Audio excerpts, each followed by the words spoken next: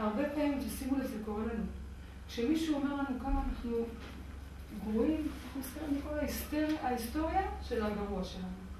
כשמישהו אומר לנו כמה אנחנו טובים, מה אנחנו עושים? אנחנו שמחים, נכון? יש משהו שקורה במאזן הזה שלי, שאתם צריכים להיות ערים אליו. כמו שכשנותנים לכם מחמאה, א', קחו אותה הכי חזק שאתם יכולים. תפרגנו לעצמכם ברמות הכי גבוהות שאתם יכולים. אחד. כשנותנים לכם משהו שלילי, קחו את זה עד לאותו אירוע. תעשו הפוך. יודעים למה אני מתכוונת? כשמישהו אומר לנו מילה לא בסדר, מה זה גורם לנו? להיזכר, אפשר ללכת אחורה אפילו עשור אחורה. להיזכר בכל מה שלא עשינו טוב, ומה אמרו לנו, אוקיי? זה מנגנון שקורה אצל רוב האנשים. מה לעשות בשבילי? כאן הרעיון הוא להפוך את הגלגל למקום החיובי.